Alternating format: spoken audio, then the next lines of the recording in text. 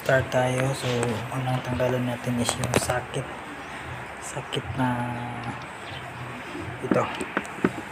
So hugutin lang,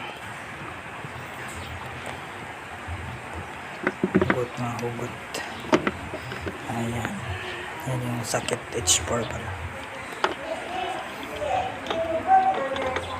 Tapos next ito yung dust cover. Yung guma na yan, hilain mo lang. May naman yan, may hawakanan. Yan, hilain mo lang.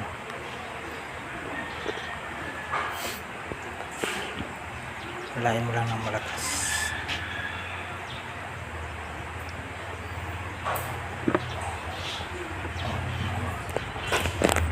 Medyo matigas ang hila.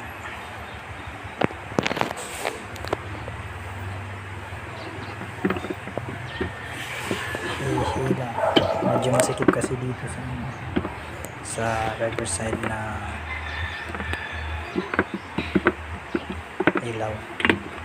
Yan, okay, kuha na dust cover. Next na gagawin is ito yung next na gagawin. Ilapit ko lang yung camera. Bali may dyan, lock yung spring, yung alambre lock. Tulak ko lang, idiin mo lang, tapos palabas, idiin palabas. Yan, idiin mo lang.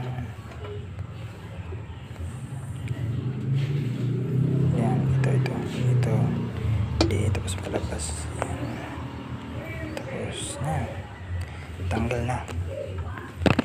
Tapos ingat lang kasi baka mahulog yung bag. Tapos okay, tulog na yung bag. Ito H4 Osram.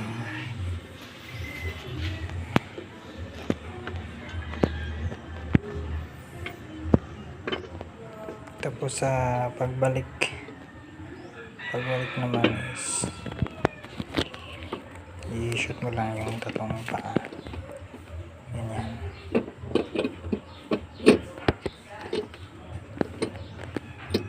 Shoot mo lang, tapos ibalik mo yung lock.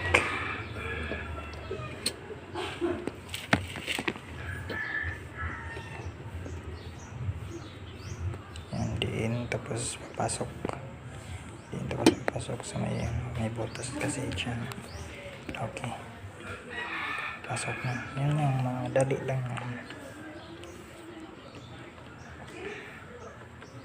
Hindi na siya tibay na, nakalap na siya, okay na. Tapos balik natin yung dust cover.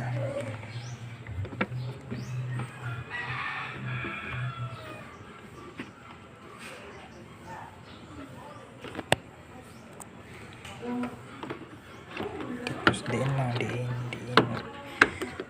hanggang okay na, kalapat na lahat. Tapos yan, okay na. Make sure naman natin na okay, para hindi makapasok yung dumi. Tapos yung sakit balik natin, tapos diin. Ayan, okay.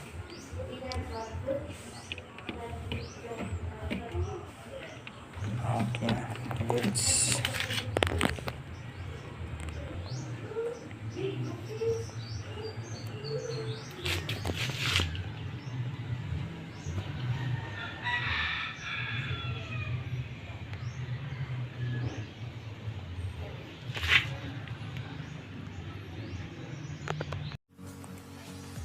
kuha sa gabi.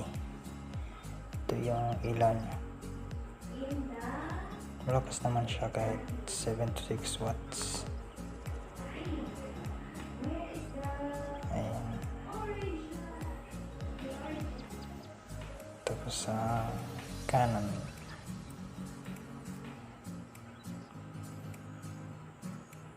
yan na yung low beam. Low beam. Malakas naman siya kaysa sa stock na halogen.